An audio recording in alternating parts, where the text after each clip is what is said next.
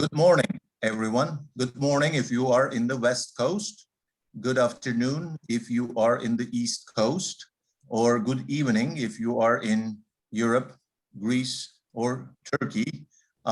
Welcome to the 9th What's Up meeting. I'm Baki Tezcan. I teach history at the University of California in Davis. And I am the convener of What's Up meetings, that is What's Up in Ottoman and Turkish Studies, that are brought to you by Ottoman and Turkish Studies Association with the help of the technical support of the University of California, Davis. And today we also have Molly Powers, our web editor, helping with, in case I get dropped.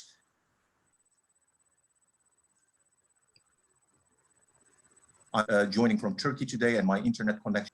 Today's meeting is focused, as you all know, and you registered for it, to geographies and histories of the Ottoman supernatural tradition.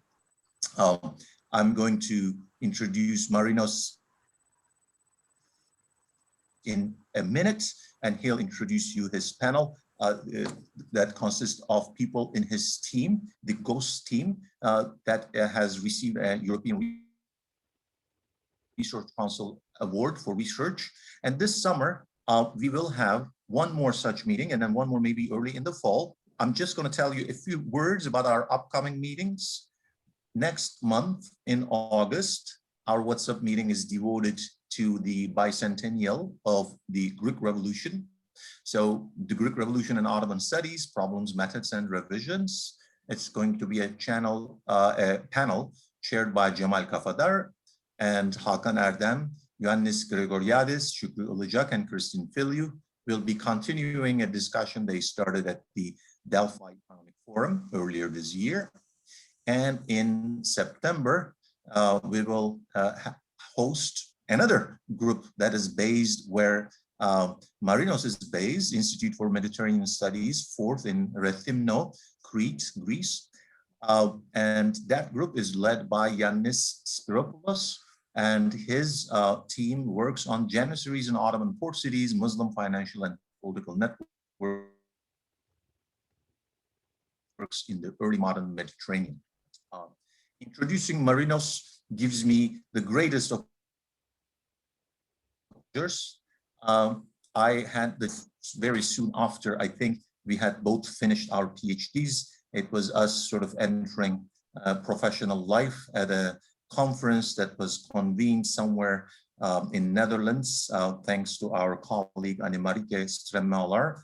And since that meeting, which I think was maybe in 2001 or so, at the beginning of this century, since that meeting, Marinos and I have kept in touch over the years and have found ourselves getting interested in similar things. He has been so much more productive than me, and I'm envy the work discipline that he has. His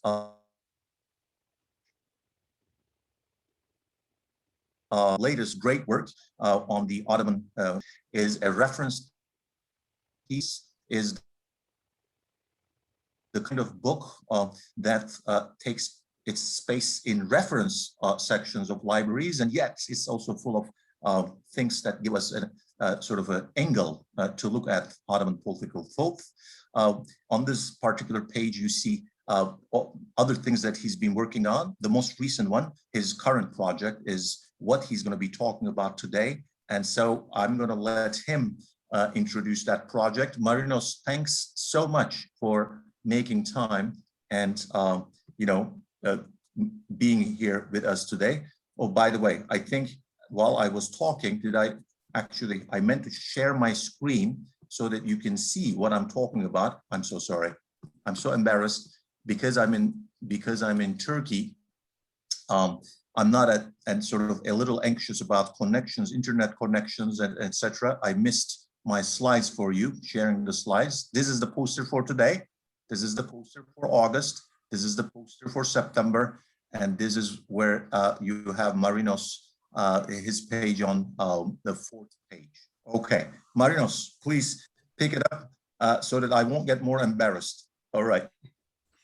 No, okay, I should be embarrassed by those very flattering words, but it's true that, yes, we met actually in 2002 in Leiden, and actually hadn't finished my thesis yet. But since then, yes, we have been a kind of competing with each other along almost the same lines and the same subjects for years. So this is what one may call a fruitful competition. Anyway, I could go on with my own flattering words for you, but here we are a bit short of time because we're kind of a bit, not a bit too many, but we're a lot. So, and you will see that the project is also even bigger, but okay, not everybody was ready or anyway able to participate today. Let me share my screen as well. Okay. Yeah. So I will just make a very, very short intro of what this project is all about. So you see, okay, the title is a bit, I could criticize it a lot, but it was formed so as to make the acronym, which was perhaps the key of its success. It's a 5 years project, which will last probably more than February 2023, because we will take at least 1 year extension due to the pandemic. It's funded by the European Research Council and hosted by the Institute of Mediterranean Studies here in Rethymno. So this is the research team. You see that we are a lot.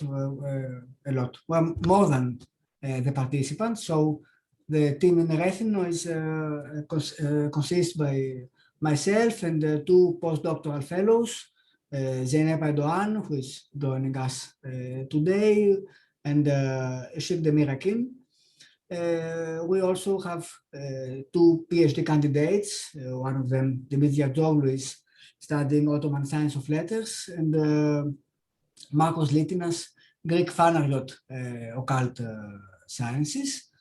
And so we have this great international team, which includes almost everybody among Ottomanists who is doing research on these topics. So Feray, Ethan, Tunç and Güneş will talk themselves of their work. So we also have Harun Küçük and Aslini Yazıoğlu. I think you all know these names as well on natural sciences in the 18th century and talisman, and especially talismans in Istanbul.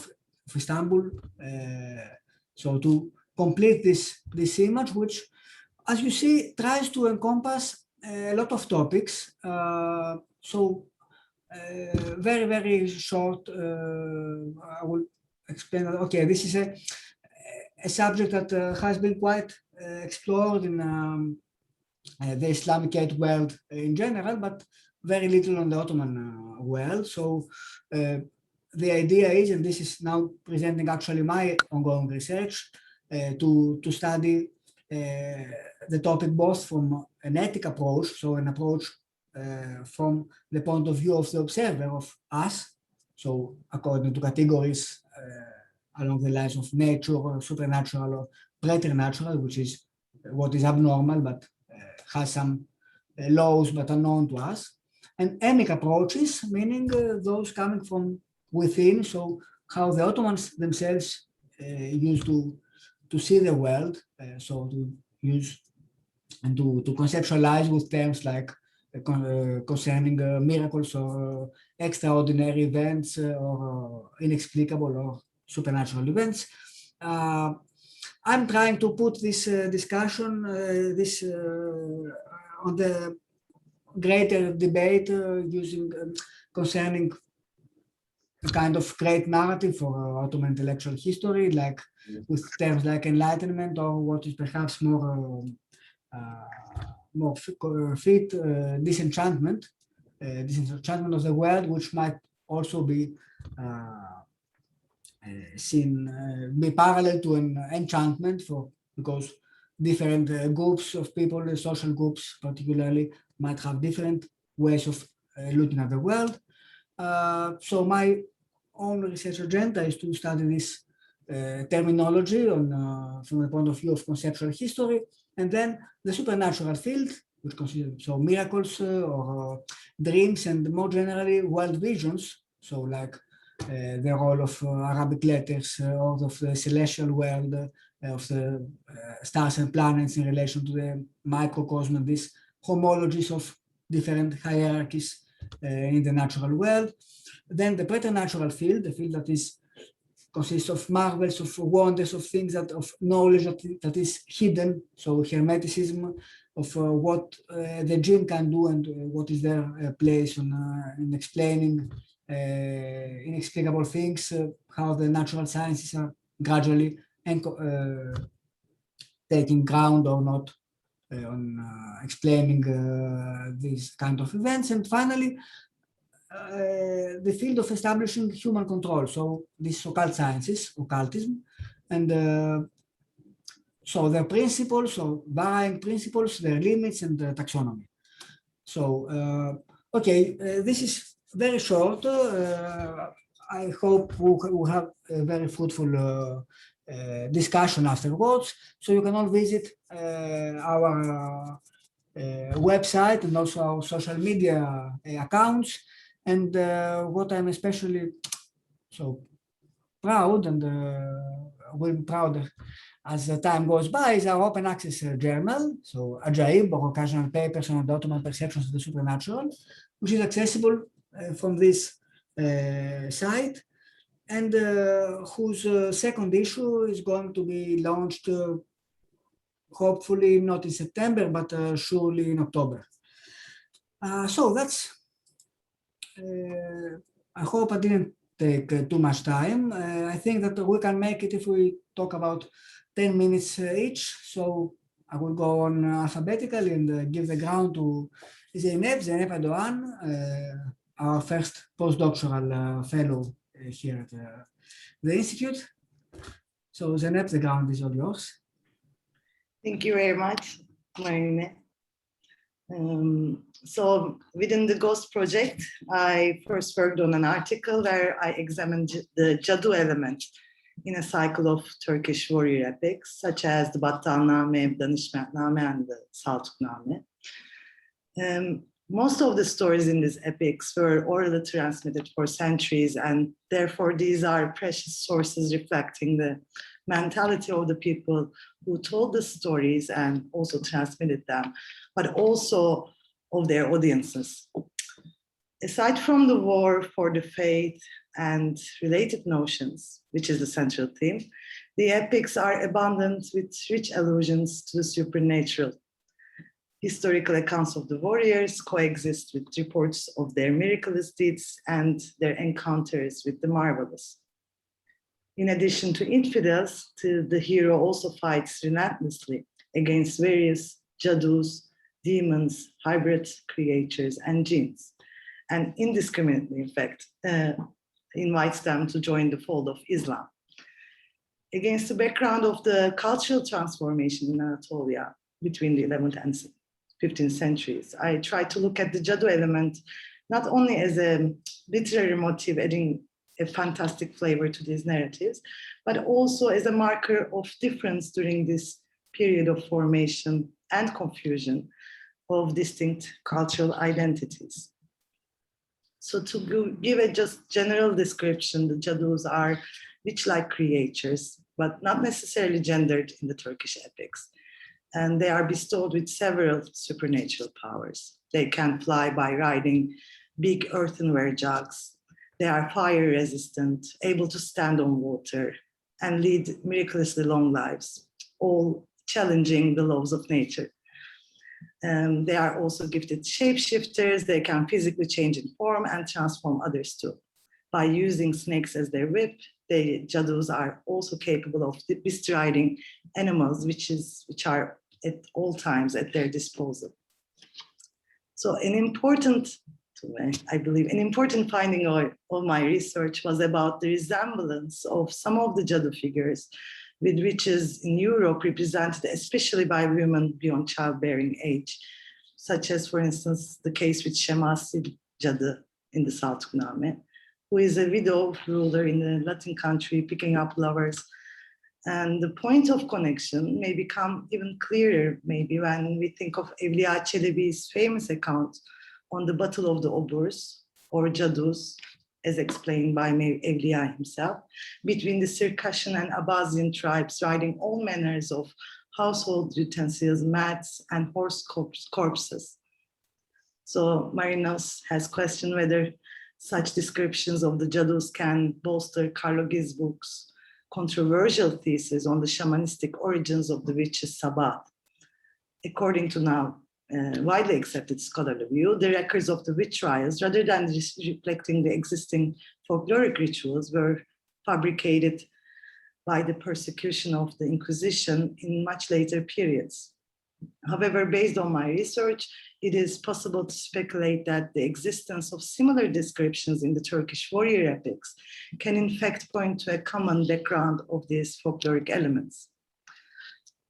Of course, supernatural imagery can be sought in popular tradition and folklore. However, because such diffusion of narratives occurs largely through oral transmission, it is difficult to trace how certain motifs and themes were adapted and orally transmitted from one tradition to another before they became crystallized in literature. However, I believe I was at the same time fortunate enough to work with the written versions of possibly earlier layers of this orally transmitted lore embodied in my sources. The fact that the compiler of the Saltukname collected the stories from oral tradition while wandering around the Balkans might very well provide some clues as to how such transference might have taken place between these cultures, or at least about its whereabouts.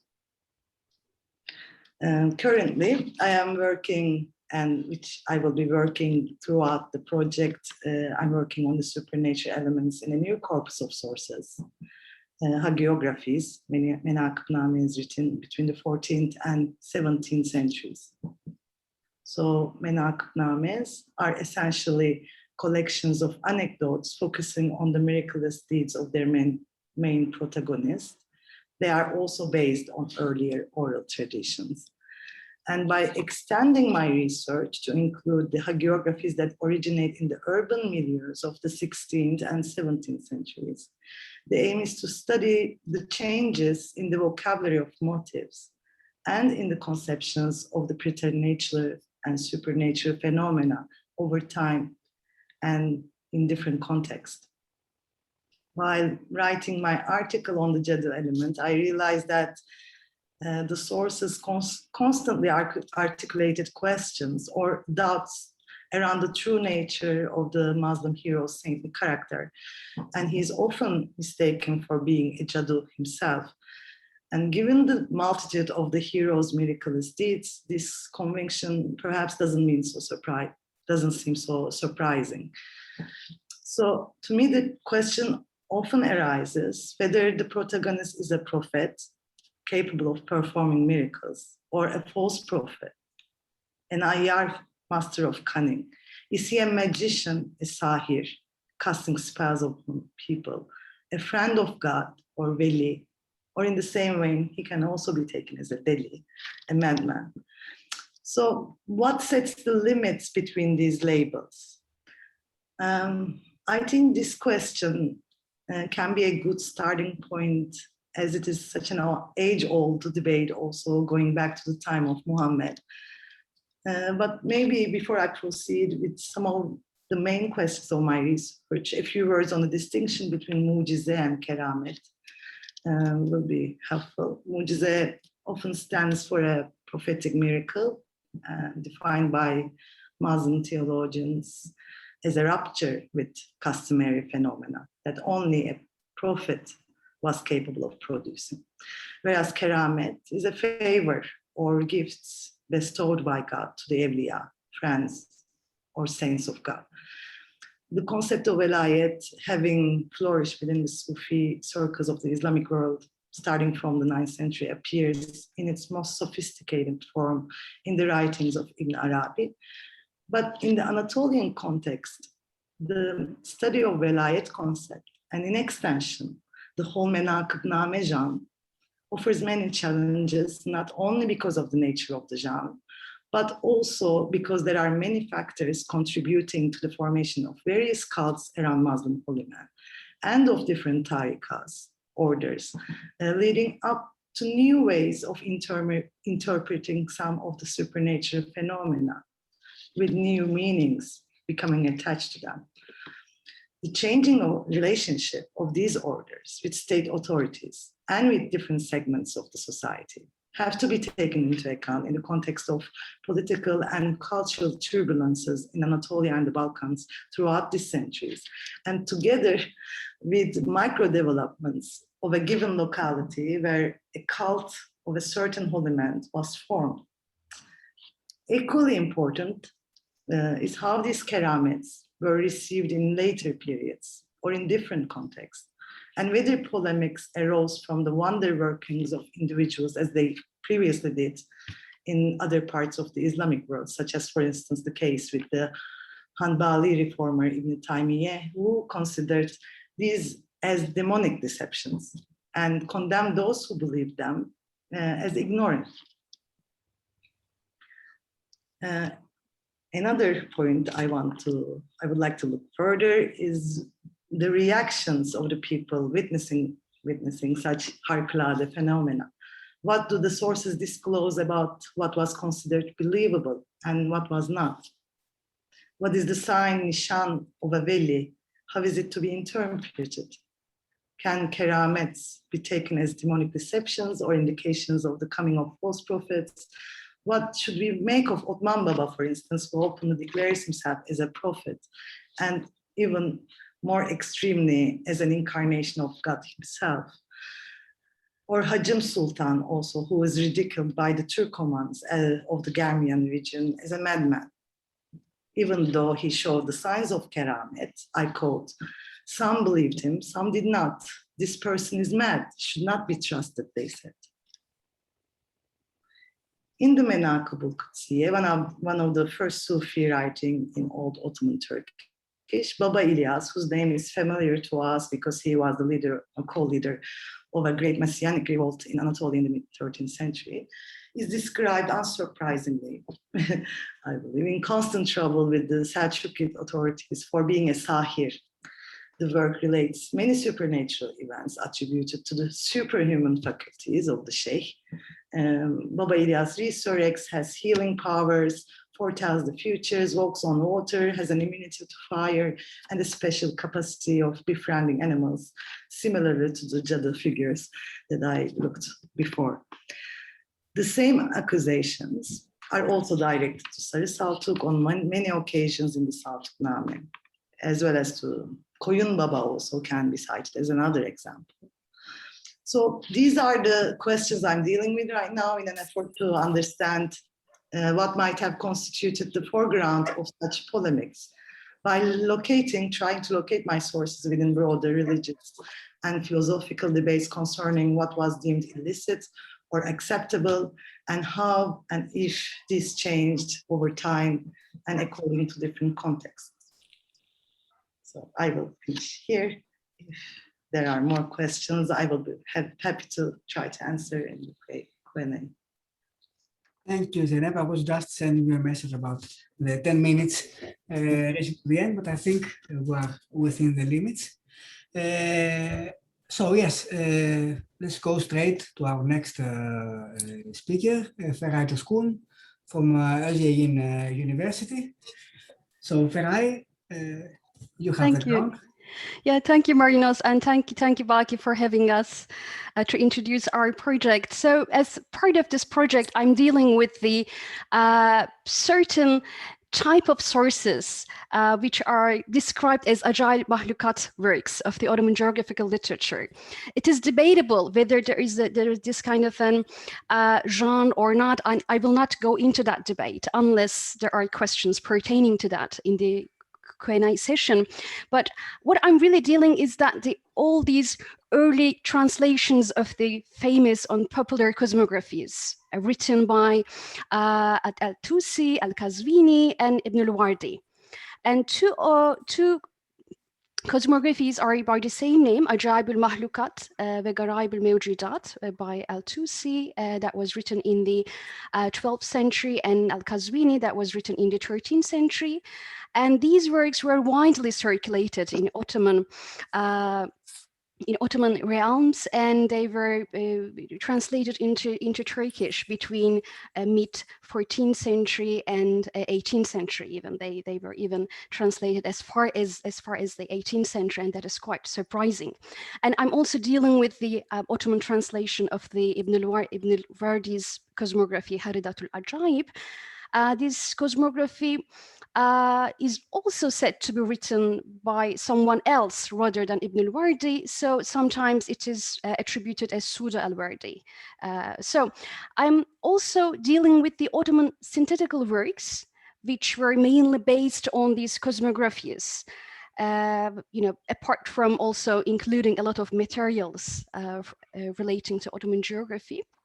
But my focus is to concentrate on the Ajaib and Garaib phenomena in those works. And so I'm dealing that how Ottomans received these Arabic and Persian corpus on Ajaib and Garaib, and also how they contributed to this wonder corpus, this marvel corpus. Through the translators, through the readers by themselves, maybe in the colophons, in the marginal notes. So what I'm really looking at is that how Ottoman sources and Ottoman translations dealt with this phenomena, and I'm looking at different perceptions of wonders and marvels.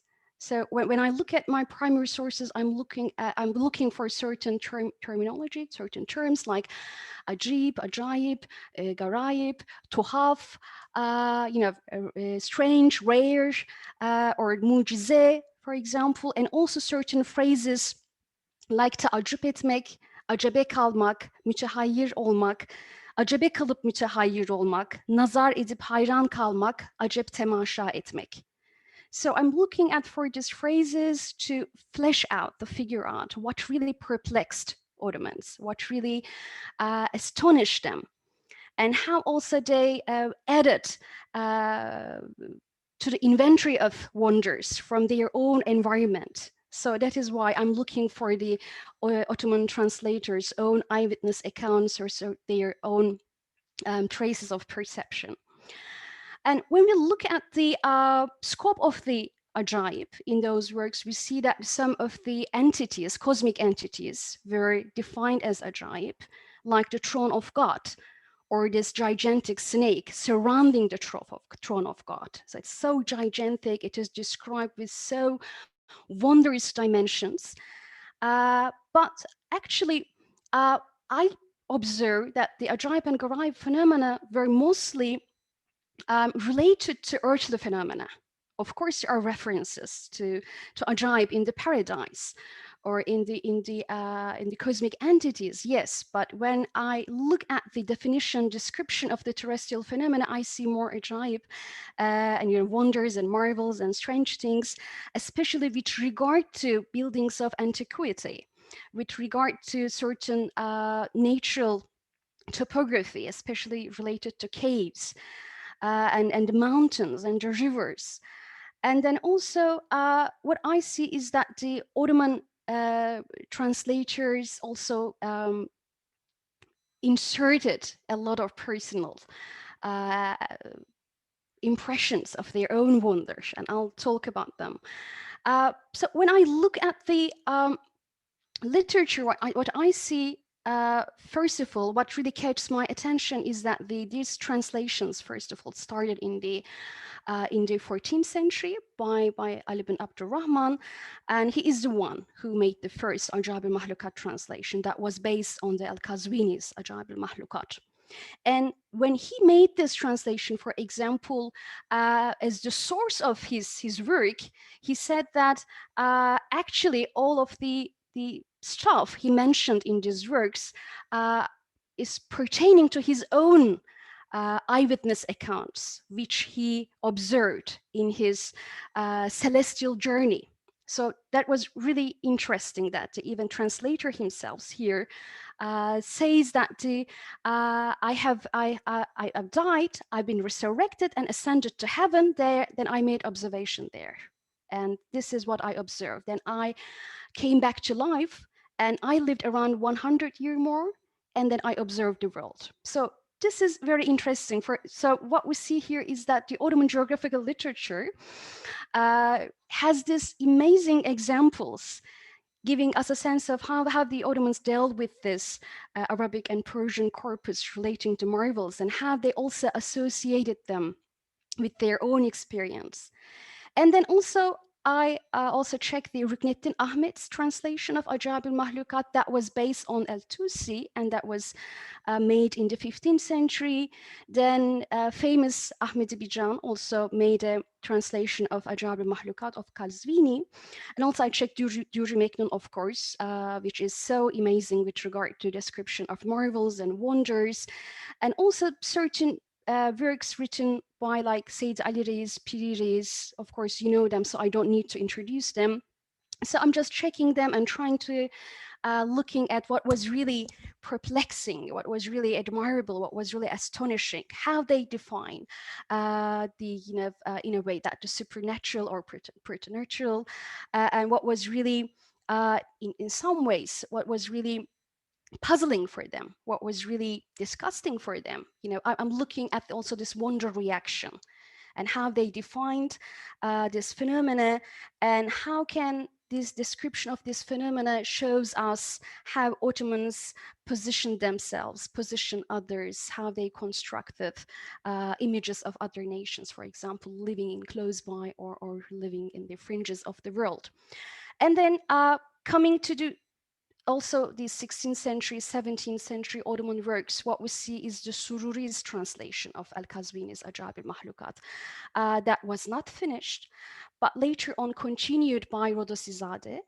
And also we find a lot of translation activity going on in the 17th century, in late 16th century and the 17th century, made by figures like Ali al-Ghanai, Ayub bin Halil, Samettin al-Burusavi, and lastly in the 18th century we come across with a translation that was made by the Ruznameci Muhammad bin Muhammad Shakir.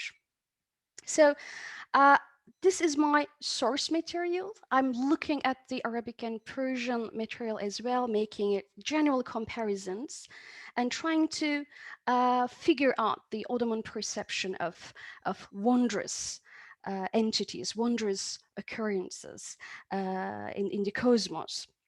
And I would like to share with you some of my preliminary observations. Of course, this is a project still in progress, and then there are still many sources I should dig in. But as far as I can say is that the main function of these works seems to me as if all these marvels, all these strange things are displayed in various ways, in a way to invoke wonder and curiosity about the creation. And also that's a way of letting people know of the scope of the God's creation, God's omnipotence, his magnificence. And then when people learn about this diversity, these marvelous aspects of the creation, there is a kind of a recommendation in those works that, you see that, you hear about them, there are so many amazing things in the world. So this shows you in a way that how great is the God, how he is omnipotent. So how is praiseworthy? And there's this kind of a motivation for the people to pray to God in more vividly way, or inviting people to contemplation about the creation and its various aspects. And tefekkür, for example, contemplation, is very much emphasized as regards the function of the cosmos. And even there is this clamation that the learning about ajaib is better than just go and pray to God. So it's better that you sit and read and learn, and if it is possible, also you learn about the ajaib, your own environment. You visit the ajaib, rivers of your own geography, mountains of your own geography, and see the scope of the God's power. There is a really motivation for people, for the readers, to make this kind of an investigations of themselves. So this here at this point brings us to the question of whether such books had this kind of an motivational factor in encouraging of the scientific activity, because this point was emphasized by scholars like Cyrens von Hess, for example, and also Travis Zade. And also what I see in the text is that there is this clamation that there might be some cases that some of the stuff might sound to you a bit unconvincing or not plausible. But then there is this encouragement that, but you should know that God is capable of doing everything. So it's not good that you become suspicious. So because you should know that God is capable of creating a lot of things and in many ways, so you should have this firm trust to his capacity, his capability. That's a part of the piety. But this doesn't mean that everything transmitted, everything said, everything written in the cosmographies, their translations, or the Ottoman synthetical works should be taken literally, because in some cases I come across with certain remarks where the translators themselves making kind of an interpretation, saying that, oh, maybe it was not like this way, maybe it was this way. So they're bringing their own idea. And also, what I see here is that sometimes some of the ajaib, some of the wonders are also treated having metaphorical meanings. So, for example, what I see, especially in the creation of 6 days, creation of cosmos in 6 days story that was in the Ajaib al-Mahlukat, Sururi says, for example, that, this may not be this way. Maybe this story of 6 days creation of cosmos had a metaphorical meaning. Maybe it means that it refers to creation of cosmos in stages rather than literal 6 days. So sometimes really Ottoman translators, Ottoman agents make their own view. And also I see the same thing concerning this famous story describing the earth as being carried by a giant ox or a giant fish, which were on top of each other. This is a very old story that was transmitted to this Islamic corpus.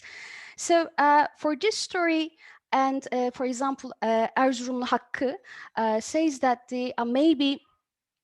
maybe this also, this it doesn't mean this way. Maybe it has also alternative meaning. Maybe we can read it alternatively. So it doesn't have to be understood literally. So what I'm really trying to understand here is that how Ottomans dealt with this Islamicate corpus of the wonders, and how also they brought about they dealt with them and brought their own understanding of wonders, and how they may also made contribution from their own environment. And here I would like to just end my presentation with just one example. For example, in the translation of Mahmud bin al-Hatib that was made in the late 16th century, while he talks about the wonders, there is this additional note by him saying that, in fact, there is this monster living in Bosna, and he just appeared because of an adultery made near a well. And then, so in a way that this monster appeared because of this illegitimate sex action. So this also shows us that some of the wondrous, monstrous stuff were added to inventory of marvels in the Ottoman literature by the human actions. So this means that all these wonders are not only pertaining to God's omnipotence or his own will, but sometimes people, through their actions, in this case, a very illegitimate action that's really points out a transgression of norms, might really add up to inventory of cosmos. And this is the last example I would like to talk to you. So I can expand more on it in case if you have further questions. So thank you. Okay, thank you, Feray. We'll run through the next speaker. Okay, so it's Güneş Işıksel from Medeniyet Üniversity in Istanbul. So Güneş, the floor is all yours. So thank you, Baki, and thank you, Marino. So I will first try to present what I do in the project and some of my conclusions as far as my study goes on. But still, these are very tentative conclusions, and they are highly debatable for the moment, but still I will present them. So my main specialization in the Ottoman studies is the Ottomans and the world around them. And my previous studies focused on the diplomacy in the Ottoman frontiers, Ottoman foreign relations, and for the Ghost, I decided to redirect my efforts a bit on the Ottomans themselves, but I returned back to what these substantive and adjective of Ottoman means, because it's very complex as a term. So on the Ottomans themselves a bit more, so as to size the Ottoman visions and the divisions of the world. In other words, the Ottomans, how the Ottomans understand the world, the taxes, the nizam, if any, and the different taxonomies on the one hand. On the other hand, the nomos and the nomologies that each social strata brought, developed, and elaborated. So to do so, I try to establish some genealogies, if not an archaeology in the Foucauldian sense. I don't want to be a bit haughty about the term when I say genealogies and the archaeology, but I think this is something which is not done yet for the early 14th, 15th, and 16th centuries, but it seems crucial. I try to do this so as to seize Ottoman systems of perceptions and the daily practices of communication, which comprehend a lot of different practices. On the other hand, I try to focus on the stratification of the society, of the social classes, and the peculiar ideolects of these classes. Think about a society in the environment of the Sultan, but on the other hand, near the frontiers in the Uç or in central Anatolia. So they have their ideolects and, of course, ideologies which differentiate one society, one social strata from the other. But to do this, I have to, and I look up to two different phenomena which intersect in many aspects. That's the development of Anatolian Turkish, on the one hand, which is a very complicated affair and very understudied phenomenon. On the other hand, I try to analyze and perhaps to understand the Islamization in Anatolia and in Romania, in the Eastern Balkans, which is a very complex affair as well when you consider all these social stratas, different ideologies, and the ideolects, which have concomitant effects in their proper development and differentiation.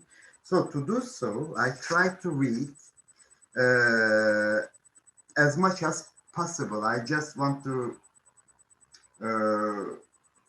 I don't know, to read as much as possible so as to conceive these different developments, and there are many, and the texts are very disparate, and there is not any taxonomy of all these different sources. So on the one hand, I read the popular novels and romances, which are,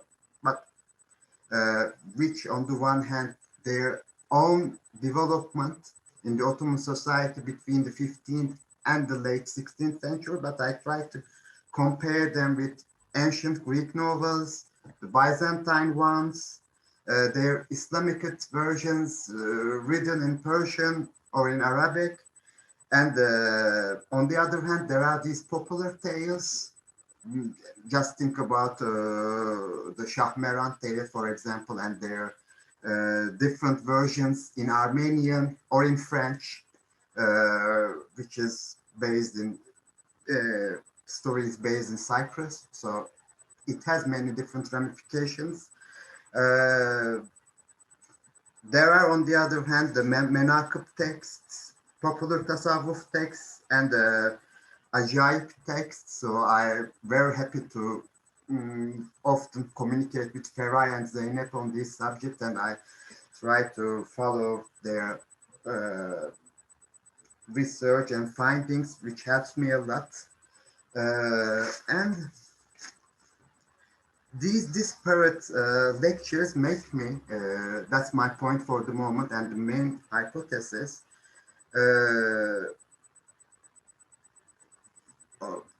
I can draw the conclusions that this Ottoman society of the from the late 14th century to the late 16th century is not even a late medieval and an early modern society, but later the last late antique society. I will have to develop a lot more on this, but when I say, or when I offer this hypothesis, it's in the Korean and Foucauldian sense. Just think about the first chapter of the Les Mots et les Choses of Foucault, which describes a closed world, just as Alexander Poiré. I think when I read all the interpretation of dreams in Ottoman, they are not very different from the Hellenistic ones. Same for the ways of telling a tale, or for the melhames, or for the different occultistic texts. So I try to make, but still, this doesn't mean that the Ottoman society that I'm trying to understand is a mere continuation of late antique practices. It had its own peculiarities. So on the one hand, I try to establish an inventory of differences. So what made peculiar the Ottoman society of the 15th and the 16th century to Byzantine one, or the medieval Persian one, or medieval French one, on the one hand, because while I'm trying to make this archaeology, I have to often read the secondary literature focusing on medieval French culture, or late antique Assyrian society, and the Persian one, and the medieval Persian one. So this inventory of differences is important in order to show the peculiarities of the Ottoman case. And on the other hand, it's important to show that the Ottoman society was not a whole. It had different stratas and each different stratas had their own visions of the world and their divisions. So the task is quite a bit difficult, on the one hand, to establish a genealogy, and while establishing the genealogy, I try to understand the different developments in each particular classes that I try to form, let's say. And thank you for this a bit confused presentation. And I'm waiting, of course, for questions that you must have after this quite complicated and confused presentation. Thank you. Okay, thank you, Güneş, also for being just on time. So let's go to our next speaker, Ethan. Yeah, I'm seeing you. So Ethan Menchinger from Manchester now. Right. Hopefully you can all hear me. Greetings from the UK. It's sweltering here. And thanks also to Baki and Marino for making this this nice gathering happen. So I fear that my own work on the project has been a bit scattershot compared to others. The best I can say is that, I guess, in general, I'm trying to bring the theology into our topic. Theology, in my opinion, is severely neglected in Ottoman studies. And for purposes today, I'm not just talking about formal doctrine, although that too, but more widely about how our subjects understood the divine and how it, and also its actions in the world and in their own lives. So my interest in theology began a number of years ago when I was researching the 18th century historian Ahmet Vasif Efendi for my first book. I was really struck by how much he and others in his circle used theological terms and concepts, especially those related to human will and agency, in their different debates over reform. And these were ideas that really went to the heart of questions about God's power, God's decree and preordination of all things in the world, and how far, if at all, people can take action on their own account. So the terms of debate and the reformers' own frame of reference were shaped by theological concepts. And it really made me wonder, how much complexity are we missing, or as historians, or even how much are we actively distorting things by giving theology short shrift? So I'm working right now on 3 different pieces for Ghost in this vein. Some are further along than others, and I'll talk a little bit about each one in turn. So the first piece is an article on the Battle of Pachova, or Mezokerestes, in the year 1596. This was one of the most famous battles in Ottoman history, and a victory that was widely held to have been miraculous. The Ottoman army, led by Sultan Mehmet III, came back from the very brink of defeat to absolutely rout an Austrian force. And many said that credited this to God's direct intervention. So this battle is a bit of a case study for me. What exactly did Ottomans, whether eyewitnesses or people who were writing afterwards, think happened on that day? Was it a miracle? And if so, what kind of miracle are we dealing with? Zeynep talked about sort of higher typologies of miracles. And also, what does this say? What can this tell us more broadly about how elites thought about their empire, its historical role, and its relationship to the divine? So I've looked at a number of different narratives from the battle from the 16th century into the 19th century, and these show certain differences in stress, as you might imagine. Many early sources emphasize the aid of so-called rijalul ghaib on the battlefield, or the intervention of other invisible non-human entities like angels or spirits or otherwise. Later sources, or at least some later sources, on the other hand, seem to stress the power of the prophet's relics, some of which the Sultan brought with him to the battle, and towards which he, the sources say, he directed prayers for intercession at the very moment of crisis. And the sources also say that that is the moment when the tide of the battle turned. In any case, Haçovo remained a potent illustration into the 19th century of the idea that God specially favored the Ottoman dynasty and would actively aid it, as well as the idea that divine causes were potentially as important, if not more so, than worldly factors in warfare.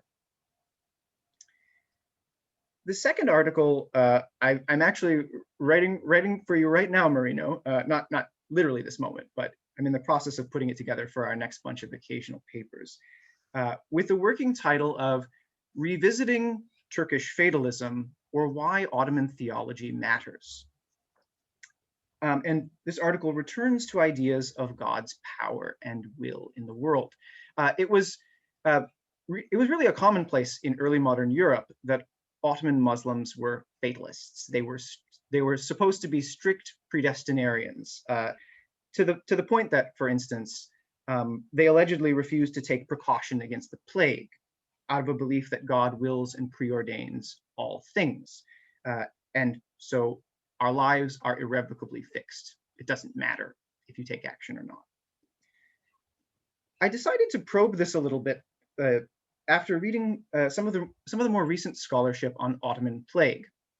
Now, I'm by no means an expert at all on Ottoman Plague, or plague as such. Nuket Varlık, Sam White, Yarın Ayalon, and others have done recently some very outstanding research on this, and refreshing stuff. But I sensed in reading this literature an aversion to dig deeper when it came to the notion of fatalism. While granting that some Ottomans do appear to have met plague or other dangers stoically, they tend to write off fatalism as sort of a small point of religion or religious scruple, or even as a chimera, that this was purely an Orientalist trope. But to what extent was that actually the case, I want to ask? And were early modern Ottoman Muslims fatalists in any meaningful sense? I'm outlining this problem as primarily a theological dilemma over God's foreknowledge and will and human action. And I'm trying to explore how it may have shaped wider views of disease and warfare in the 16th to the 18th centuries. The answers depend on how we define our terms, of course, but they may lead to some slightly uncomfortable conclusions. Fatalism was by no means purely a trope, I'm arguing, and in a basic theological sense, yes, we can indeed describe Ottoman Muslims as fatalists, although, big caveat, the full picture, the full reality proved very complex, and this was much debated, and there were all sorts of facets of debate in the early modern empire. So I might be being just a tad provocative here. Fatalism is a bit of a dirty word, I think, that brings to mind Orientalist stereotypes. It's potentially embarrassing, perhaps, making our subjects seem like caricatures, passive, illogical, unthinking, maybe. The provocative reply to that, though, I would say, is that dismissing fatalism entirely only leads us to a less crude form of Orientalism, by assuming that the only proper response to adversity in the world is through action and the application of human reason, rather than say something like pious awe or resignation to the decrees of a deity, or an acceptance of the limits of human knowledge and action. It's a value judgment, in other words, girded ultimately by secular traditions of Enlightenment thought, as well as being quite anachronistic here in our context. So, in other words, this article tries to take fatalism seriously as a complex theological issue that produced complex responses, as well as for what it can reveal about our subjects. So, what what might we miss by ignoring fatalism and its underlying theology? Briefly, among other things, I would say that one, we potentially miss a worldview pervaded by transcendent divine power, in which God as an almighty creator could break in at possibly any moment. This was a world in which God acted and intervened constantly. Two, we potentially miss people for whom serving God or pious resignation to God's decrees or maintaining a creaturely meek posture before the divine were potentially of higher value than things like action or self-realization or even possibly self-preservation. Three, we may miss attitudes that focused less on the worldly, material, and concrete and were more attuned to the numinous. And four, we may miss a world that bore traces everywhere of its creator, traces that were supposed to, as Feray was saying earlier, show that same creator's power and generosity, and that should elicit our awe. And last, I'm preparing a third article on pious and impious doubt. I'll just say a few words here, Marino, by way of conclusion, because this article has barely gotten started, but doubt sits maybe a little bit uncomfortably in Ottoman studies right at the moment, or maybe there's just not a whole lot about it. While a number of scholars, including some of our colleagues, have already written on awe and wonder, which were both pious, proper responses to inexplicable phenomena, what happened when people resisted belief? When, in spite of gaining knowledge of something, either through your senses or through reason or through revelation, people wavered and remained unsure. What sort of discourses surrounded doubt, moral, legal, mystical, or otherwise? And where exactly did doubt sit in relation to other categories of mind, like awe or wonder or ignorance? So thank you for your time. That's more or less all I have to say. So, but I'm happy to answer any questions you have in a bit. Okay, thank you very much, Ethan. And so to our last speaker, I hope we're okay. We promised 45 minutes, but I hope the multiplicity of speakers and subjects has not tired you out. And so it's not unjust for you, Tunç, for being the last. So you have the ground. Well, thank you so much, Marino, for leading such an exciting project with such inspiring colleagues. I'll try to keep it brief, and I would also like to thank Baki Hocam for hosting us, and thanks to all participants who are with us today. So I'll say a few things on how I joined this project and what sort of contribution I'm hoping to make. Initially, when Marino had first approached me while I was still working on my dissertation, I was planning to contribute through my research on the knowledge and practice of astrology in the early modern Ottoman world. I mean, what did astrological expertise really mean? How was it conceived and contested? What were the means and mechanisms to learn this science and become a munajjim? What were the crucial nuances between different occult practices? I mean, these are some of the questions my dissertation work tackles, and I'm still willing and ready to contribute to this project through my long-time engagement with astrological lore. But since the kickoff of this project in 2018, I've been much more interested in collecting manuscript notes in the form of divination, prayers, supplication to God, or supplication to other saintly figures, including the hidden spirits, Rijalul Ghaib, which was just mentioned by Ethan. So such notes could be found pretty randomly in a wide range of manuscripts, from astrological and astronomical treatises to different sorts of majmuas, and even archival documents. And in fact, there is no easy way to locate such notes without systematically browsing maybe thousands of manuscripts in different collections, especially in European manuscript libraries. I'll come to the significance of European collections in a minute, but let me say why such manuscript notes are important and what they could tell us, the historians. So in my opinion, these notes have the potential to say really intriguing things on two particular fronts.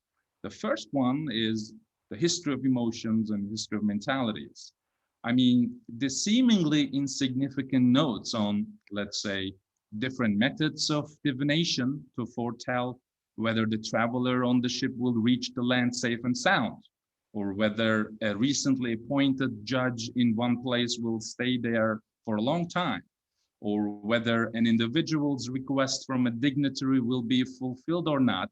I mean, such kind of notes allude to, if not fully document, the emotional index of ordinary individuals at particular moments of crisis in their lives.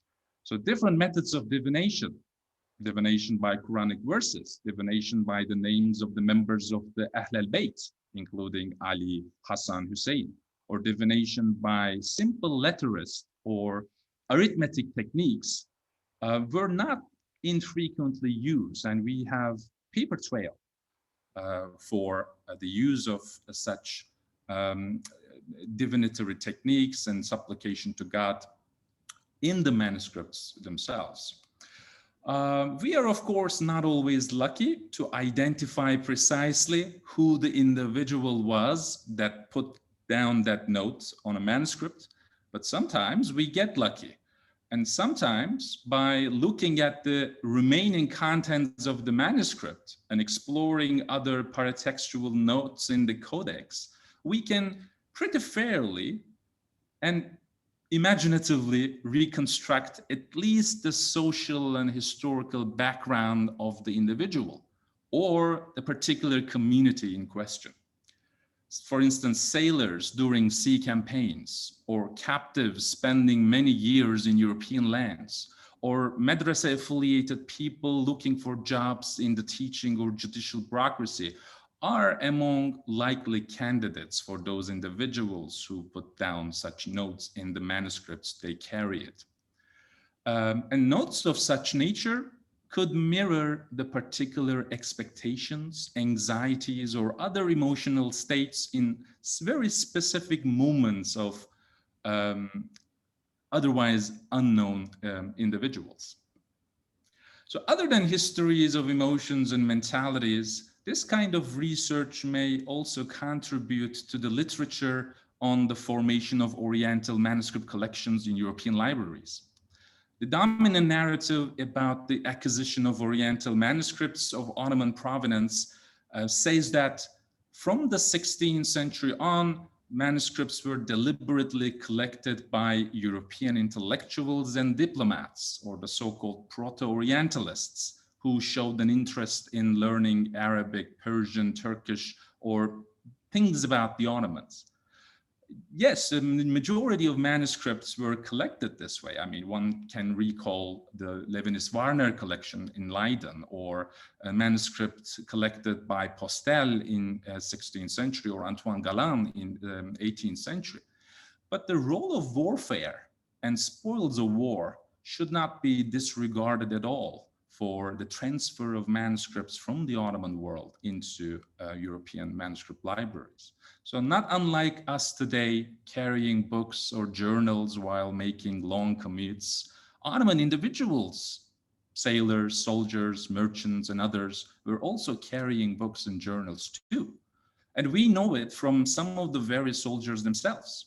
I mean, Konstantin Mihailovich, for instance, in the late 15th century says that he was carrying Il-Mihail books during his campaigns. I don't know why he particularly preferred Il-Mihail books, but this is a detail he shares with us. And there are many manuscripts in different European libraries, including the Vatican Library, Austrian National Library, Escorial Library in Spain, and others, that bear a particular description at the back of the covers of the manuscript, saying that this manuscript was seized during this and that battle. So the Ottoman military confrontation with European powers had this important cultural consequence of manuscript transfer along with the transfer of other objects. So in my part for this project, identifying these manuscripts and browsing their contents to trace notes of divination, notes of supplication to God, notes of prayers is what I've been doing and what I will keep doing throughout the project. So let me finish by giving a concrete example. The manuscript you see in my background is one such text now available in Bibliothèque Nationale de France in Paris. There is indeed no note in any part of the manuscript saying that this was seized during a battle, but the very contents of the manuscript strongly suggest that it was most likely taken from a war captive with the name Rustem, who was taken during the Battle of Lepanto and who spent in different parts of Europe over 10 years. The main text in the manuscript is about calendar conversion. I mean, how to convert Rumi calendar, the solar calendar, into the Hijri calendar, along with certain astrological advice on what to do and what to avoid doing during particular days of the month. But on particular pages or folios of this manuscript, one could come across interesting invocations, prayers, supplications to God, or supplications to the Rijalul Ghaib, the hidden saints. So one page, for instance, is filled with an invocation supplicating for the help of the hidden saints to obtain victory and receive booty during their sea campaign against the infidels, to help rescue his fellow Muslims that had been taken captive, and to protect their galleys from misfortune, and to be able to return back to the Ottoman lands safe and sound. In other part of this manuscript, you can come across the divination method, trying to foretell whether the person will reach his homeland safe and sound. Again, it's not fully documenting the person in question, but still offering strong insights about the very emotional states of an individual joining likely the Battle of Lepanto in the late 16th century. So such manuscripts could easily be found in several other major or obscure collections in Europe. There is a growing literature on such manuscripts acquired through war booty. So I'm planning to locate as many manuscripts as possible in European manuscript collections. And this is what I'm planning to do as part of the project. And I very much look forward to all the comments and questions in the Q&A sessions. Thank you. So thank you, Tunç. So we'll finish the end of our speakers, and I hope that you all got an idea of if anything, the range of topics we are trying to cover. So yes, okay. I won't speak anymore. I won't take more of the time from discussion. I think we will have a lot to say according to questions and comments. I don't know, Baki, should I go on with chairing, or should you take over? Yes, please, Marino, please, yes. Okay, so. And if no one has any questions at the moment, people are taking a minute. I can start with a couple of questions already. Are there any hands at the moment? I don't see any hands. I'll ask a couple of questions, and then Marino, you can see who else is raising their hands. I got disconnected just as I anticipated at some point, but I was able to listen to the first two presentations completely. And I have one question to Zeynep, one for Feray.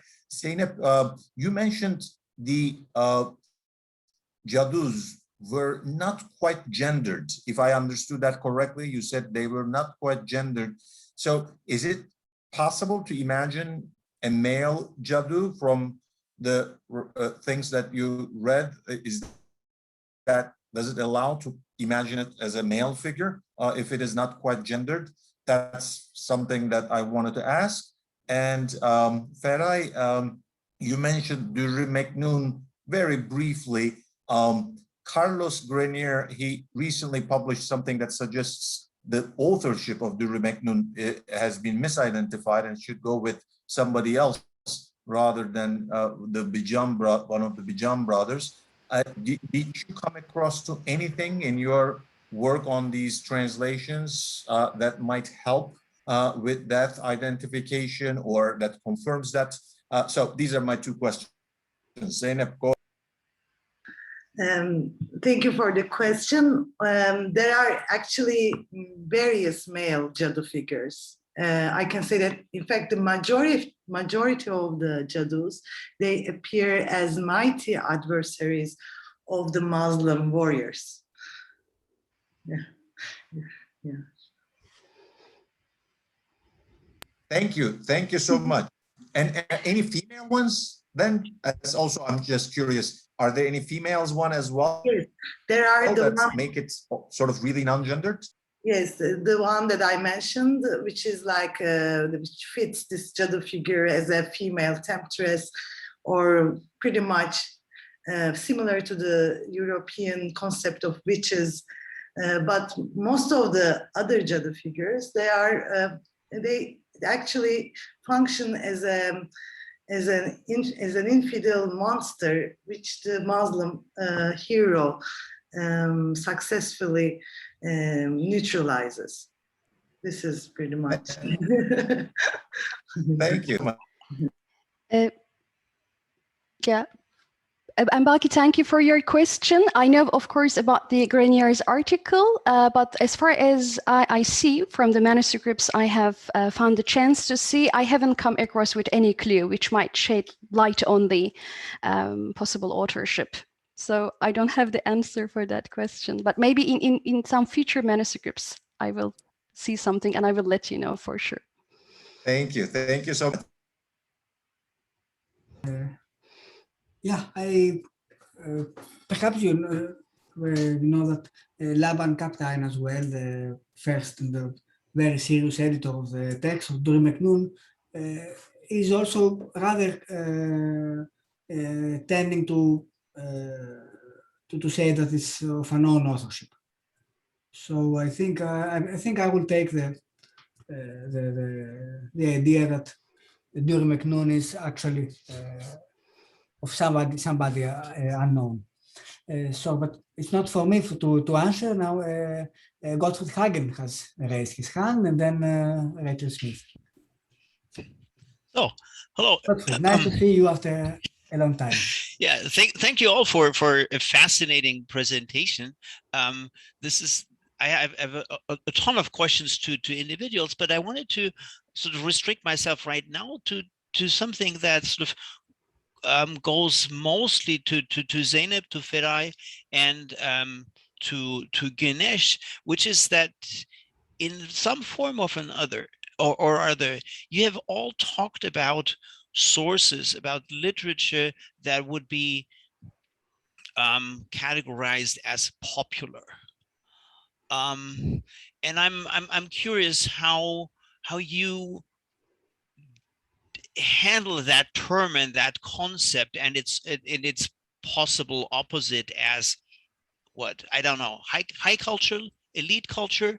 Also, how do you all and I'd be happy to hear also from others involved here, how do you guys handle those distinctions? Is the supernatural, to stick with that term for the time being, an element of popular culture?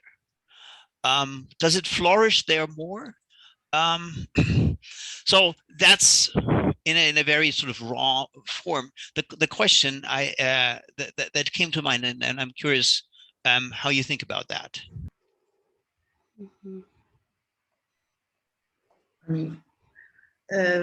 Thank you. This is an excellent question. I mean, I just took the liberty to respond, Marine. But for me, the period I've been working, like pre-15th century, when looking at these, warrior epics, they were mostly written down by the hands of, by the commissioning of the central administrative centers, at least. But I don't think this necessarily points to a, elite courtly, surrounding in which these texts were at least written down, because even then, in this early period, at least, popular culture is not synonymous to folk, and folk literature is not something that is so separate from the courtly production. This is maybe, and in terms of the supernatural, I don't know how to respond to that. Whether in these courtly circles, supernatural came to signify different things, I don't know. Because I'm mostly interested in these sources because they reflect, or I try to study them as historical sources of the underrepresented people, as opposed to the central government perspectives. Oh. Yeah, and Gottfried, as regards to my answer, first of all, thank you very much for the question. This term "popular" is actually a very repeated term in the secondary literature, talking about this Ajab al-Mahlukat genre, and especially with regard to Ajab al-Mahlukat work of Al-Qazvini, because we know that there were many other cosmographies written by the same name, but the Al-Qazvini's cosmography appeared to be outstanding among the others, and it became the kind of a cosmography translated more than the other cosmographies. And when we look at the Ottoman geographical literature, I see, especially during the 14th century, 15th century, 16th century, I see that there were a lot of translations and copies, and especially I can say this for the Dürr Meknun, and also Ajab Mahlukat translation of Ahmedi Bijan.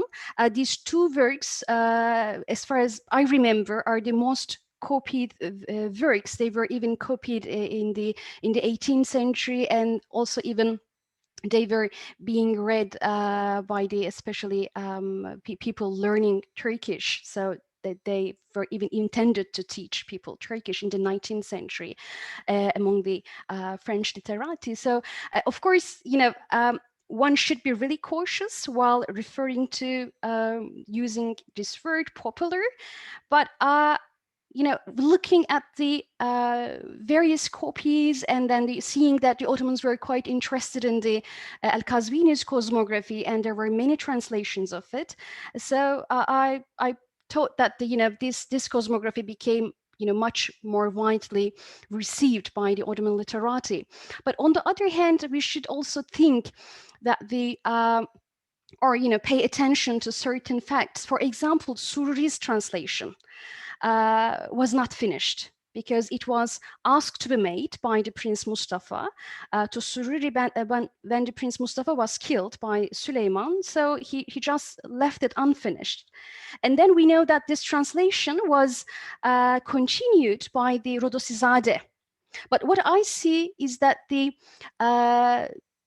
next translations did not continue with the Rodosizade's translation. So what I see that the people kept on copying the Sururi's not finished translation. So there is this question whether they were aware of the Rodosizade's translation. Was it available to them? Or was the only Sururi's translation available to them? And so they kept on copying that. So this, for example, a kind of an intriguing question for me. So I should deal with this, what was available for whom. So, and another thing is that when I look at who made those translations, I see that they are mostly made by by judges, for example.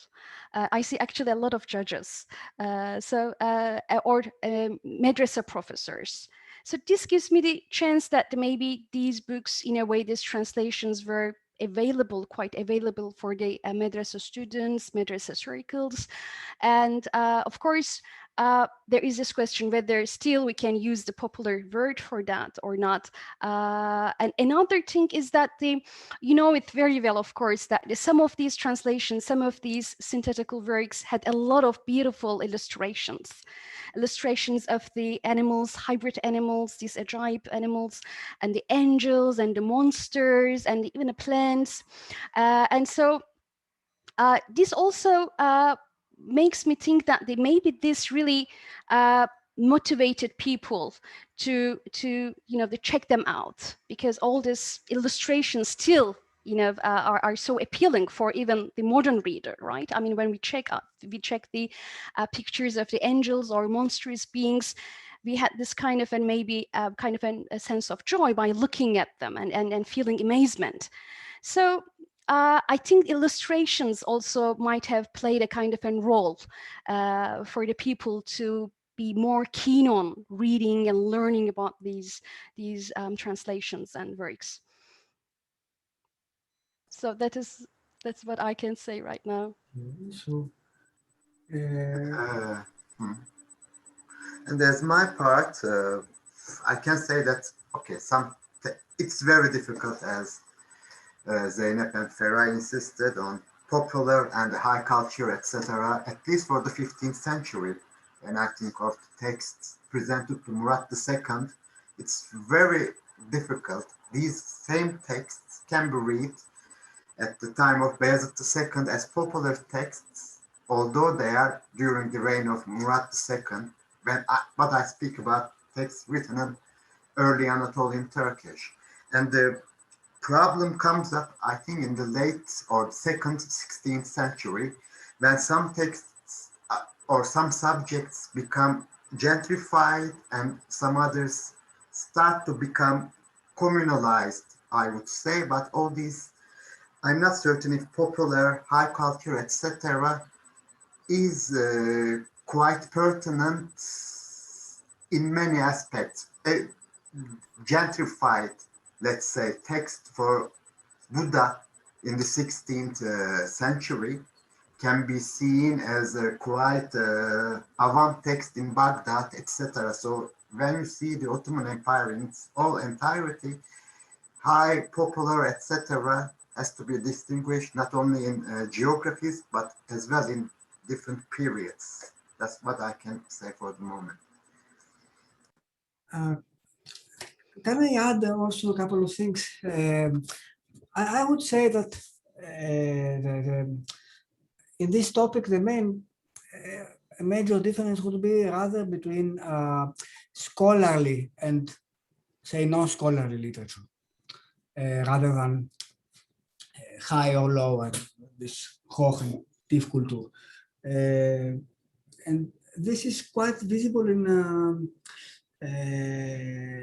studying occult texts, I mean, texts on magic and talismanic and things, where one may see how, but perhaps I'm wrong, but my preliminary idea is that whereas you have this very high presence of the science of letters, of the knowledge of letters, in huruf, or of all this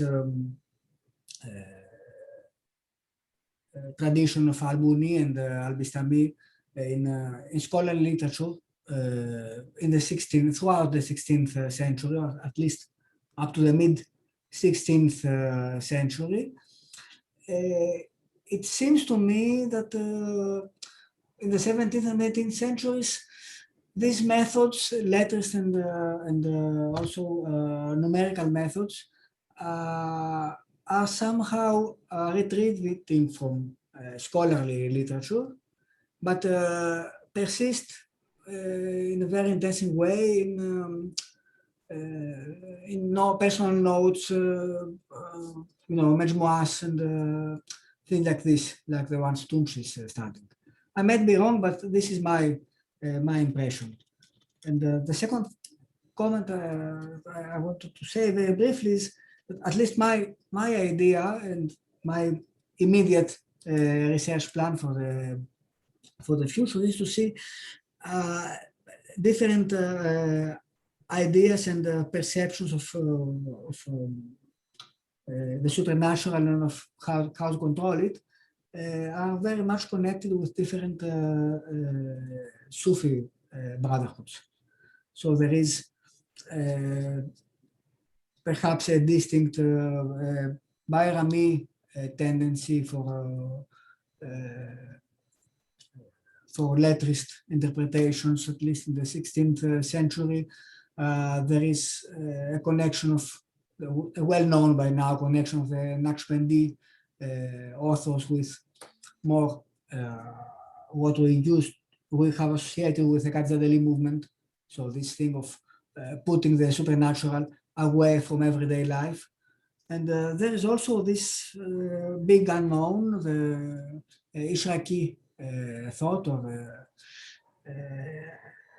also have this influence, which is, I think, a very highly interesting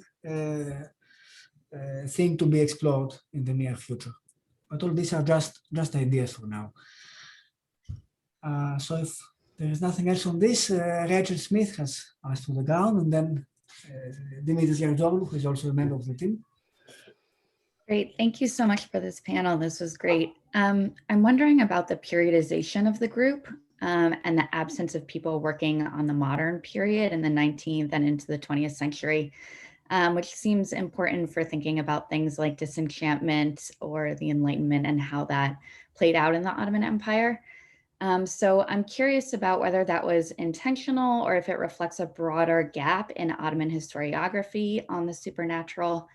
And if you see it as a gap, I'm curious about what you think accounts for it or how you would interpret it. Thanks. Yeah, so this goes to me as the organizer. Actually, no, there is not a gap. I mean, there are colleagues who are studying aspects of the supernatural in the 19th century, like Özyeğin University in Paris, who studies Ottoman spiritualism, for instance. And also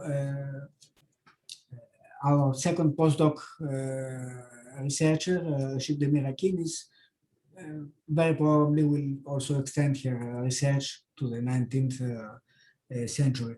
But yes, okay, it might be a wrong choice.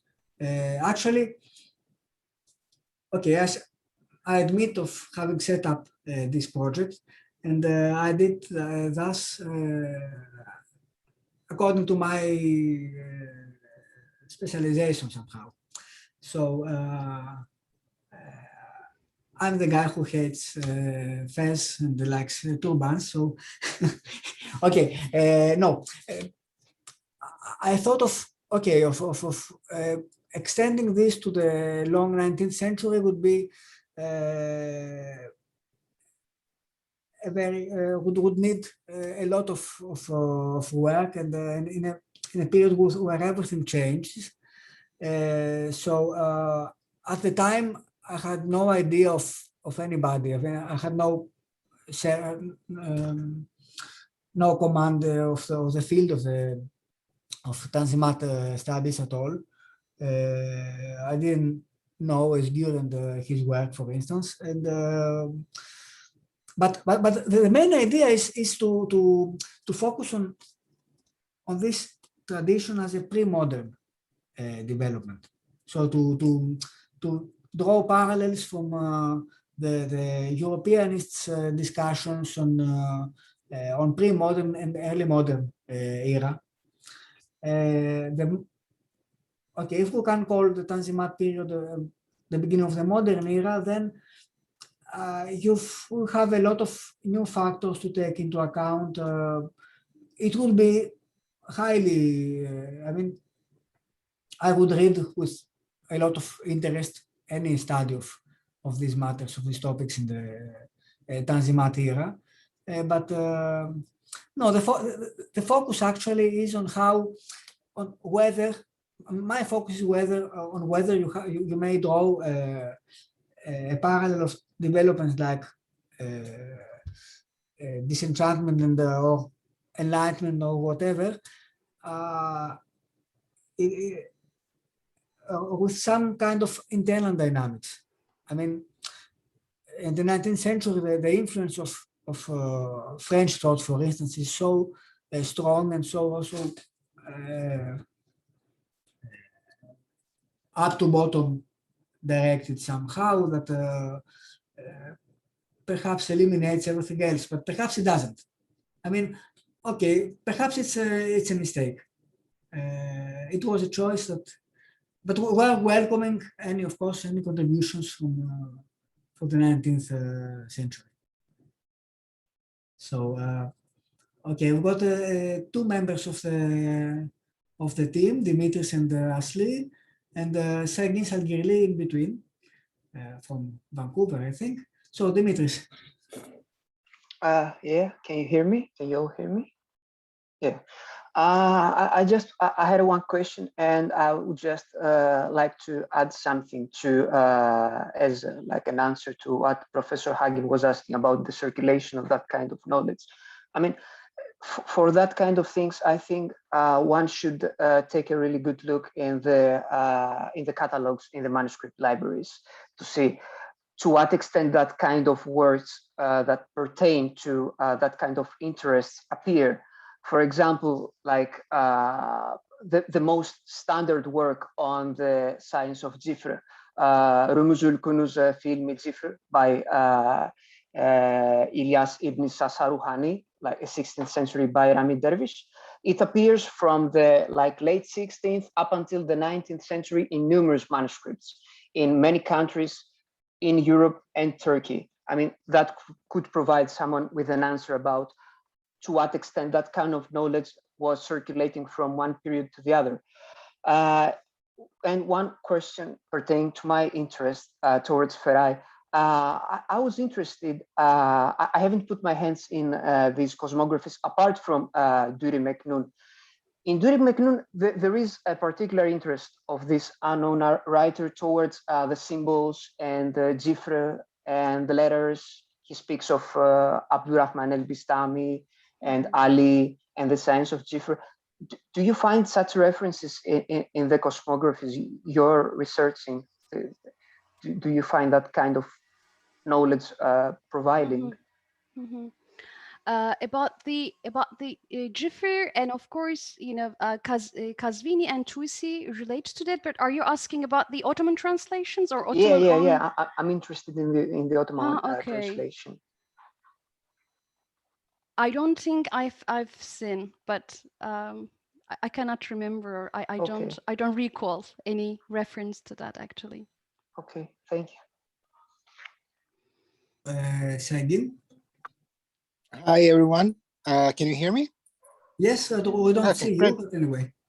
Yeah, I apologize for my lack of video. I'm barely maintaining connection with my phone, so I apologize for that. Thank you all the speakers. It was amazing, and thank you, Marino, for running this wonderful project and organizing this, and thank you, Baki, for hosting it. I guess my question is about historicizing, let's say. After all, we're talking about stories and texts that are really, really old, and then practices, beliefs, and ideas that are even older than some of those stories and texts.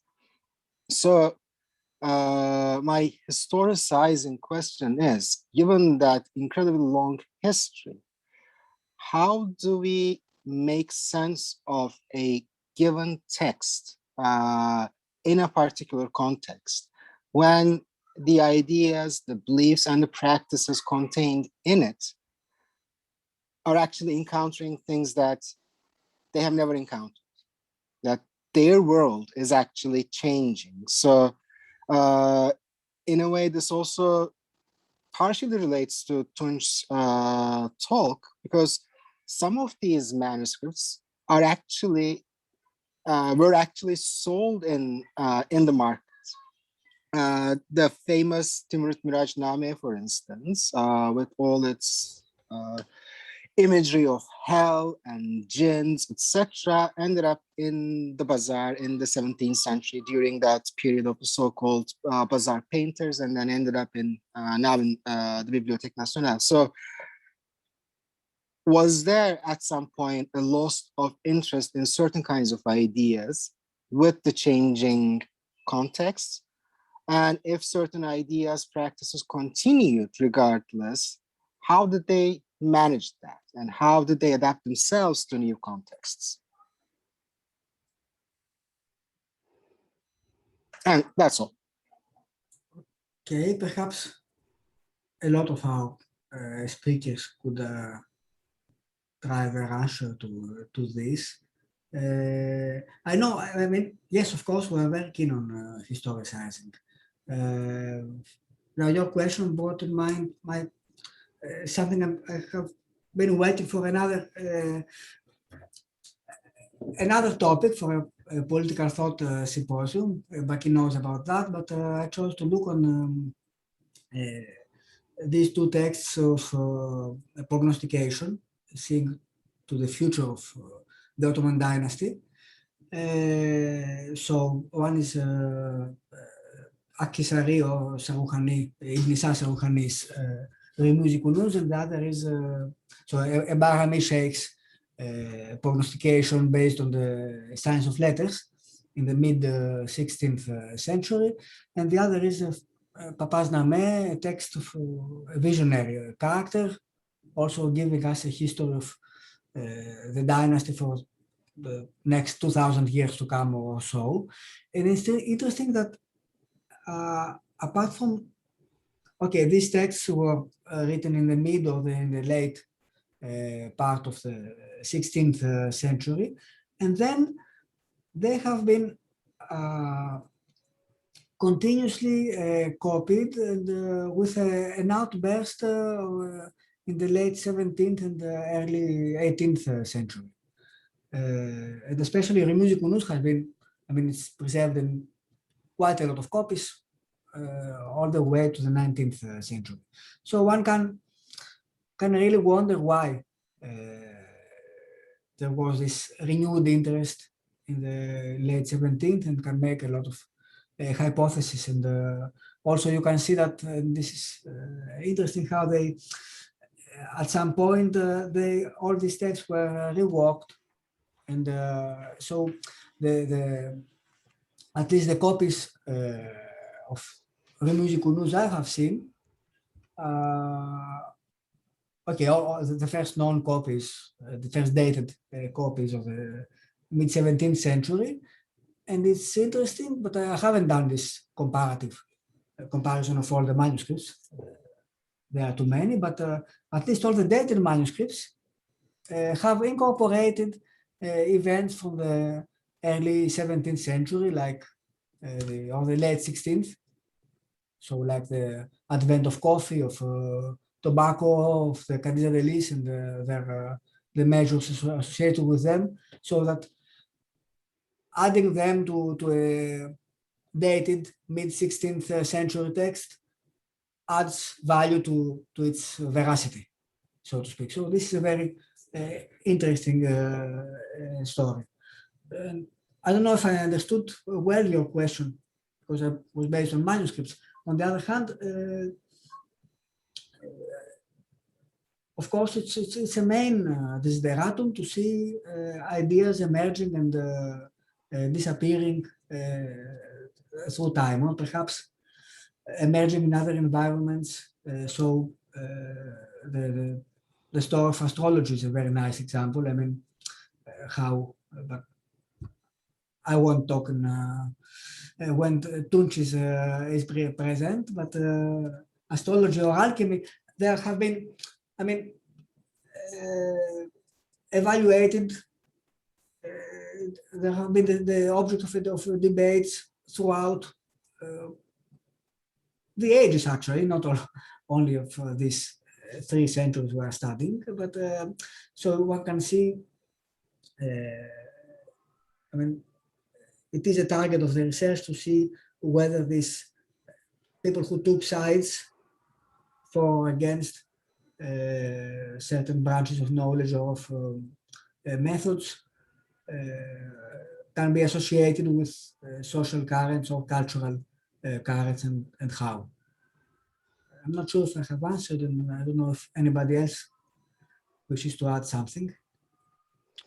About the credibility of the works or some ideas, I can say that especially Harudatul Ajaib was criticized by some scholars. For example, like Katib Çelebi directed a criticism towards Harudatul Ajaib, and I see especially criticisms were directed at the existence of Mountain Kaf. That I came across with that, where there's such a mountain, and even the translation itself, Mahmud bin al-Hatib in the late 16th century, even he says that after having described all these lands beyond the mountain Kaf, he says that, oh, maybe, all these realm beyond the mountain Kaf might have another meaning. So maybe he's referring to kind of a spiritual meaning of those lands. I don't know, he doesn't spell them out. But what I see is that maybe there is another meaning for that. I came across with this phrase in various works. And also, as I mentioned during my presentation, this story, this anecdote of the earth being carried by a gigantic angel, by a gigantic fish, whale or an ox, there is also assertions that, oh, this is an old story, maybe it has another meaning. And about the creation of the earth in the 6 days, this biblical idea. Sururi, for example, says, oh, this should have another meaning. Maybe it just refers to gradual creation of the cosmos. It is just referring to stages rather than, really 6 days. So what I see from late 16th century, or especially in the 17th century, there are direct or indirect criticisms or remarks by the translators themselves pertaining to certain ancient ideas. This is something I observed. Another thing is that I can again give this example for the Harudatul Ajaib translation of Mahmud al-Hatib. For example, while he's referring to an African king, he says that, oh, that king was so generous. He provided such a safe heaven for his people. He was a very rich guy, very generous person, and so good at towards his subjects.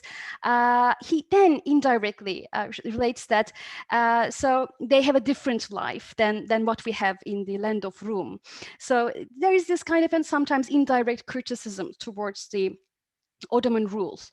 You can read it in many ways, but sometimes they don't tell it directly, but indirectly, and making comparisons between the Ottoman government and the the ancient governments, medieval governments. So I also see this kind of a comparison, and sometimes these medieval cosmographies became a kind of a way for the Ottoman translators to convey their own ideas of the Ottoman government, Ottoman system.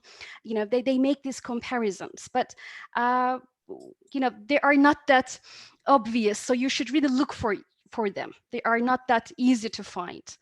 So that's my impression of these texts I have examined so far. Okay, so Aslı, here is another member who,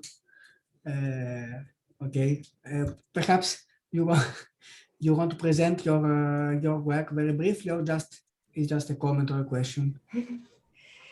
I really do not want to take time, because it was for me so exciting to catch up with the wonderful work of my colleagues. Just a few comments. Thank you all for the questions. They were very inspiring. And I just wanted to continue with the Kaf. So in Durr Meknun, the writer criticizes that, one cannot go to Durr, and say that do not believe what the Battalnames write about.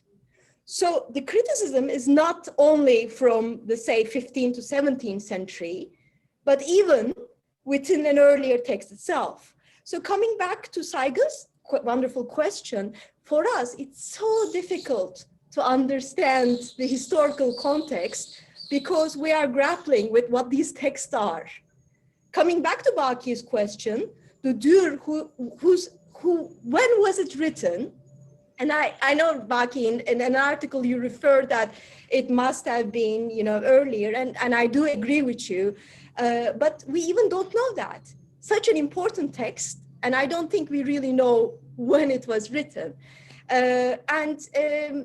What I find when I'm working on the talismans in mostly ajaibs, but also anonymous chronicles, what I see is that all the ways that we approach a historical problem as an Ottomanist, and this group, we have a common language and common methodology, doesn't really work when I'm working with these questions and with these texts.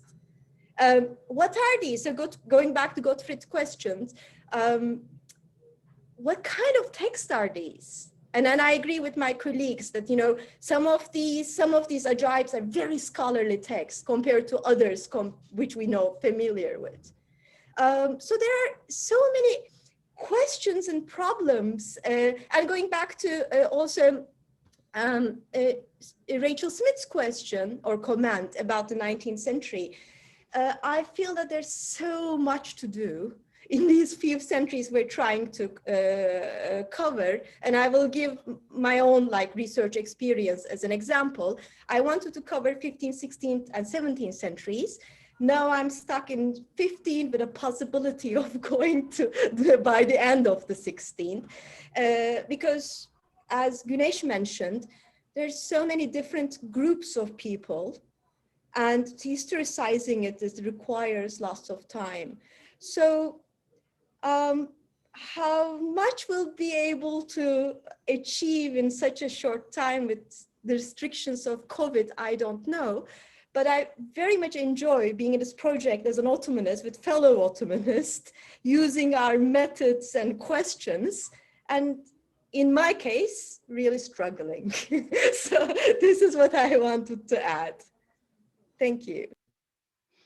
I knew you would bring up the matter of dating the Dur Meknun, but I didn't want to say anything if you wouldn't. I love Dur. Everybody should read Dur right now. And I know also that, okay, if we are going to focus on the Kaf Mountain, then both Baki and Gottfried would have their say as well. There is the issue of Kaf in maps. But I don't know, we are now reaching 2 hours time. I see participants are starting to leave. So I don't know if there is any other question or comment. Yeah, there is. Edith. Yeah. Hello. Okay. Very nice to see you. Same here. Thank you very much. It was very, very interesting. I just wanted to say that the point you made of scholarly, non-scholarly, and the point the other colleagues made of popular, non-popular is a very central point. I mean, that should be really gone into. For example, the sources which you use. I mean, for example, I think Zeynep talked about the male jadoo. In the later period, in the high cultured poetry, for example, and also in Medah story, for example, Methiz bir aşk hikayesi, the jadoos are always female. So there is a development from male, possibly mainly, to female. And here, one has to take into consideration that one story is a Medah story of the 16th century, and others are high culture poetry like ghazals, where the jadoo also comes. It also occurs. So, I mean, what are we going to do with all these genres? It's a point which really needs to be thought over. That's all I wanted to say. I mean, there's nothing else to be said, but can't hear you. No, this reminded me of, again, from Baki's question. I just now remember that in the stories about Ibn Sina, in the popular stories, one of which is written by Medhi in the 16th century, people are taking Ebu Alisin, Ebnisin, and his twin brother for Jadus. So this is for certain a male. Yes, and at this later period, or at this, email.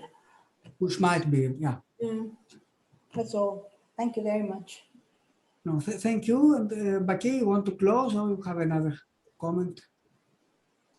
I actually had a question for Ethan too. I was back, I kept missing parts of presentations, and that's why I missed certain things. But Ethan, I think you mentioned that your next contribution to this project is going to focus on Ottomans and fatalism, theologians, and that I found very interesting, because if I remember correctly, I was reading in your work that you were referring to some other works too. There was sort of an uptick in rationalist theology in the 18th century among Hanafis, and then there has been some other work about that. You cited, and then there were some others. So that suggests as if there was a move toward rationalism. But you now told you found certain fatalistic attitudes being more preponderant. Did I understand that right? Or is it a matter of some people are more rationalist and others are more fatalistic, and then the voices of one group overcrowds the other, or what's going on? Can you just tell us a little bit more about it? Sure, that's a great question, Baki.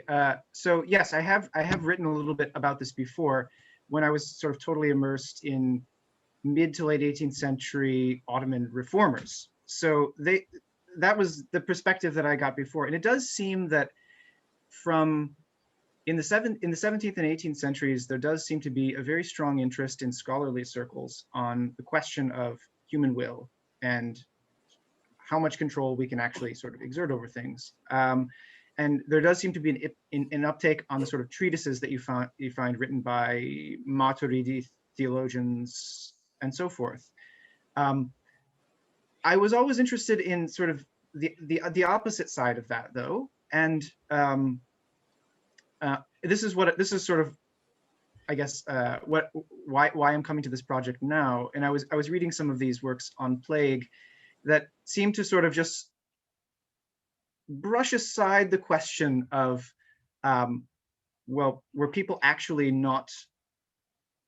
Were there some people who did not take precautions actively against plague? And I mean, clearly there were people who did, and there were also debates over whether or not it was licit to do so. You find this in there are theologians and scholars who write on that. There are fatwas that we have about this question. It's really complicated, and it does seem like it depends on what sort of groups you're dealing with here. One idea that I do have is, this is helpful for me because I think I could benefit from thinking about this in terms of scholarly versus non-scholarly.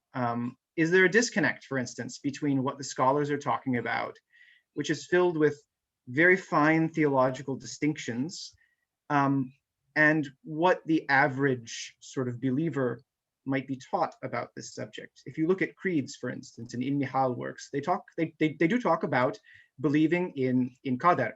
And this is important.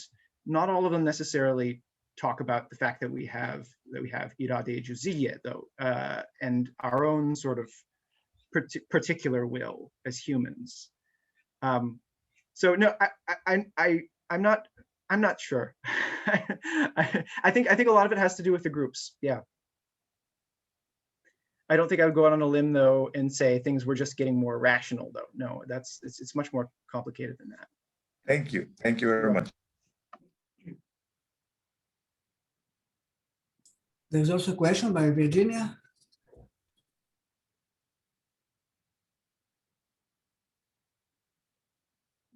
We don't hear you. Yeah. Oh, okay. I was trying to both unmute and show myself. What a terrible idea. Okay. Wonderful papers. And what I think is so wonderful about this project is that you are working without trying to define things as high and low culture. I think we need to get away. I would like to think we are, enough of us now to start talking about what Ottoman intellectual life actually looked like. And I understand all the problem of, in the 18th century, I wrestled, as Ethan knows very well, 18th and 19th century is a terrible question, because so many of the ideas are traveling in huge, in various ways into the Ottoman territories that they become real questions then.